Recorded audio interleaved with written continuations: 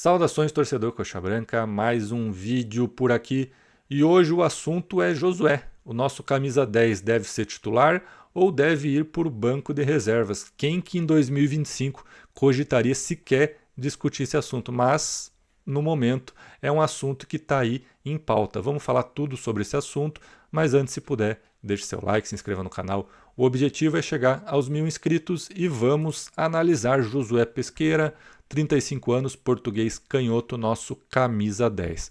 Ali para a gente começar essa análise, eu coloquei os mapas de calor de 2025 e do Campeonato Paranaense 2026.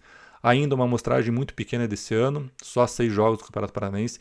Eu nem incluí o Campeonato Brasileiro porque ele jogou só 30 minutos contra o Bragantino.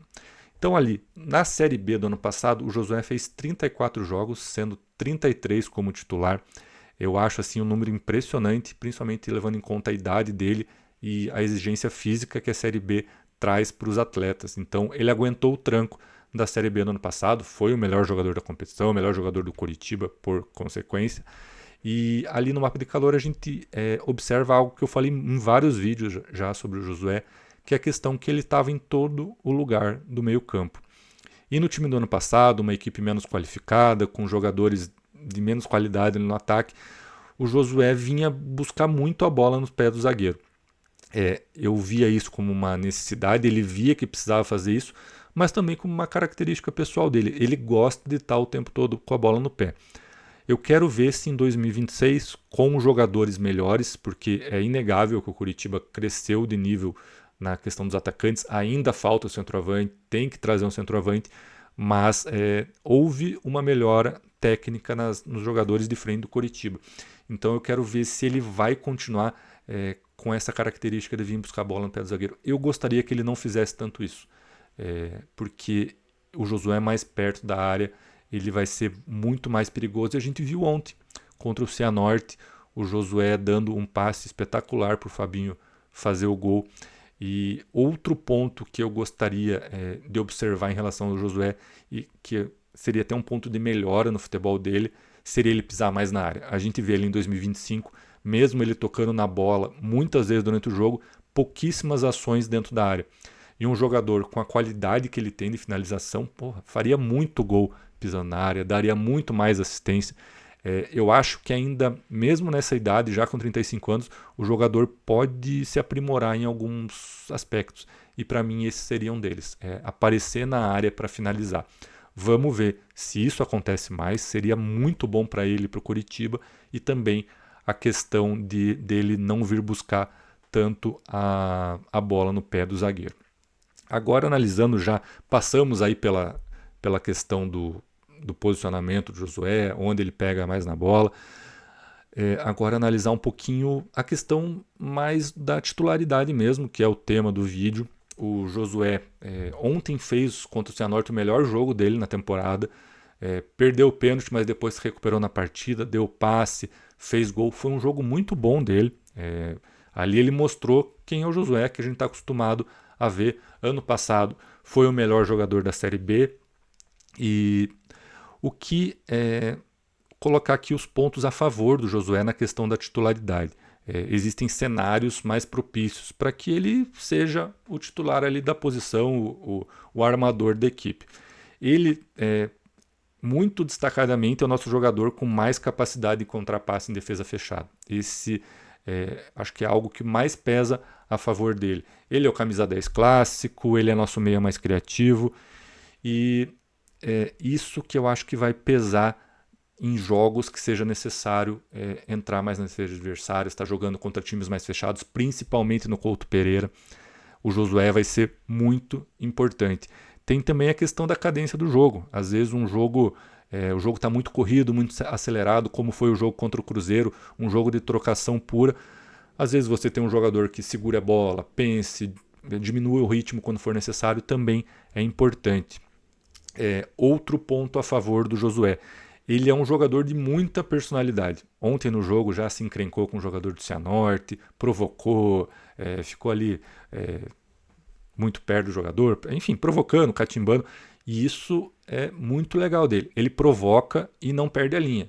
Ele sabe sustentar a provocação que ele faz E isso a gente vê principalmente nos Atletibas, né? O Atletiba, o Josué, é impressionante como ele entra na mente dos jogadores, da torcida do nosso rival. Então, aqui estou discutindo a titularidade dele, mas em Atletiba é outro cenário.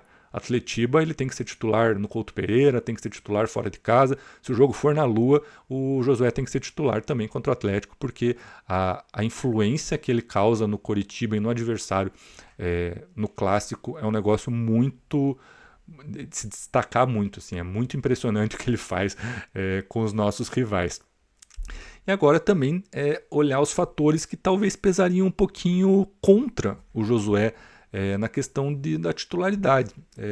O melhor jogo da equipe em 2026 acabou sendo sem ele. Foi o jogo contra o Cruzeiro. O Coritiba teve ali uma atuação espetacular e uma equipe muito veloz. 4 jogadores muito rápidos ali, Lavega, Ronier, Breno Lopes e Pedro Rocha. É uma característica, não precisa jogar todo o jogo daquele jeito, todo o jogo, uma equipe tão vertical, tão rápida, às vezes precisa cadenciar, às vezes você precisa achar um passe mais certo, mais tranquilo, segurar um pouco a posse de bola, mas é fato que a nossa melhor atuação foi sem o Josué. Ele ainda não mostrou o nível 2025. Ontem ele começou a dar mostras que está começando a engrenar.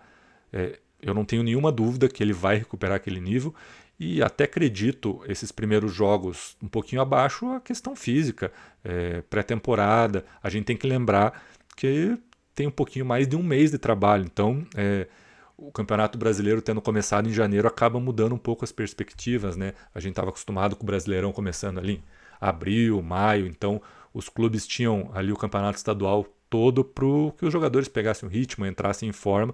Agora não, já começaram os jogos mais duros já em janeiro. Então, acho que o Josué vai pegar esse ritmo e essa forma física ao longo da temporada. Ontem a gente viu que ele está entrando no que a gente conhece do Josué. Então, eu estava falando os pontos contra ele, que sem ele o time muda as características, é um time que fica muito mais rápido, muito mais vertical.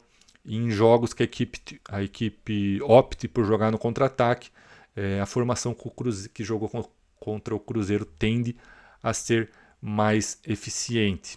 Então, o resumo jogos que o Coritiba vai ter espaço, vai ter campo, o Josué talvez possa ficar no banco. E em jogos que formos enfrentar equipes mais fechadas, ele vai ser assim, primordial, porque ele é o nosso passe mais qualificado. O que o Fernando Seabra vai fazer é a grande questão. Pro jogo contra a Chapecoense, me chamou a atenção que o Josué jogou a partida inteira, quase inteira, contra o Cianorte. Então, aí eu estou criando cenários aqui na minha cabeça. Se o Fernando Seabra visse o Josué como titular contra a Chape, eu imagino que ele tiraria o Josué um pouquinho antes no jogo contra o Cianorte. Então isso pode ser um indício que ele comece no banco. E o fato que eu já falei aqui, que o jogo contra o Cruzeiro foi muito bom. Aquela formação encaixou. E aqui eu separei 4 escalações diferentes. A primeira delas é o time que venceu o Cruzeiro, um time muito vertical, transição rápida. E como ponto negativo é aquilo que o Josué entrega pra gente, que é o controle do jogo. Foi um jogo de trocação pura. Era Coxa atacando, era Cruzeiro atacando, não tinha muito meio campo. Então o Josué consertaria isso. Esse seria o time que eu usaria contra a Chapecoense, minha opinião pessoal. Mesmo achando que a Chape não vai se expor tanto. Depois, nos próximos vídeos, eu vou falar mais sobre a Chapecoense. Tem a questão ali dos momentos do jogo que mostra a intensidade dos ataques da equipe. É impressionante como a Chape foi atacada praticamente o tempo inteiro contra o Santos e depois contra o Vasco. Vamos ver como que vai ser a postura deles nesse jogo em casa contra o Coritiba. Acho que eles não vão se expor tanto, como eu falei agora há pouco. Ainda assim, eu gostaria de ver essa equipe que jogou contra o Cruzeiro, que seria um ataque com Lavega, Ronier, Breno Lopes e Pedro Rocha. Depois, durante o jogo, principalmente no segundo tempo, houve uma mudança tática do Seabra, mas o time que iniciou foi esse. A segunda opção que eu coloquei ali é um time que a única mudança seria a entrada do Josué e a saída do Lavega. Ali o Josué voltaria ao meio, o Ronier que estava no meio volta para a ponta direita e no restante da equipe sem nenhuma mudança. Eu mantive as preferências do Seabra ali na equipe em relação à zaga e ao meio campo. Eu digo isso na questão do Maicon titular e do William Oliveira titular. Eu tenho outras preferências, mas eu mantive ali o que o Seabra optou. Vai deixando aí nos comentários qual time você prefere, se tem alguma outra opção que eu não vou citar aqui, e vamos debatendo isso. E eu coloquei mais duas opções, que o time 3 seria um 3-5-2. Eu tirei o Bruno Melo e coloquei o Lavega como ala. Com alas ficaria complicado você jogar com Tinga e Bruno Melo, então eu coloquei o Lavega, que tem características bem interessantes para jogar nessa posição. Coloquei o Alisson no meio, no lugar do William Oliveira, nesse esquema 3-5-2 aí por preferência pessoal minha.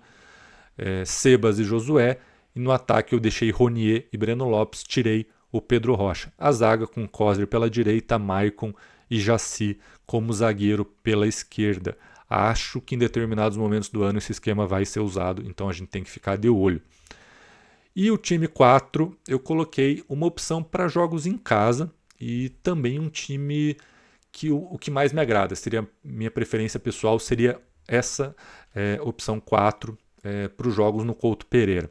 Com Tinga, Coser, Jaci, o Jaci por uma escolha minha, saindo o Maicon e o Bruno Melo na esquerda. Meio com o Alisson, Sebastião Gomes e Josué. No ataque, Ronier, Breno Lopes e Pedro Rocha. Nesse caso, o Lavega também sairia e o Alisson novamente titular. Então eu separei 4 times para a gente começar a pensar em possibilidades ao longo do ano. O foco no momento é o jogo contra a Chapecoense. O meu palpite é que o Fernando Seabra vai manter a equipe que jogou contra o Cruzeiro e com isso o Josué vai no banco.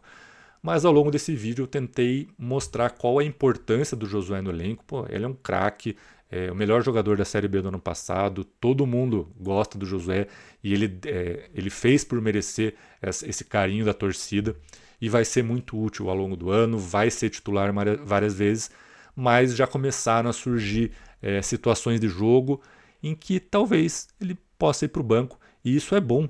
É bom porque a gente ganhou opções. O Ronier no meio se mostrou um jogador muito útil. Sempre falei que gostaria de ver ele mais centralizado. E essa discussão só surge porque a gente passou a ter mais opções no elenco. Sempre lembrando, ainda falta centroavante, mas ali para pontas, para meio campo agora com a opção do Ronier, a gente está com um leque maior de opções. Que bom! E que o Coritiba faça um ótimo jogo contra a Chapecoense, repita a atuação contra o Cruzeiro, porque é muito importante pontuar. Eu já falei, a Chapecoense, nesse nosso primeiro objetivo, que é fazer 45 pontos, é um adversário direto. Então tem que trazer pontos de Chapecó. E vamos aguardar qual vai ser a opção do Fernando Seabra para o jogo de quarta-feira.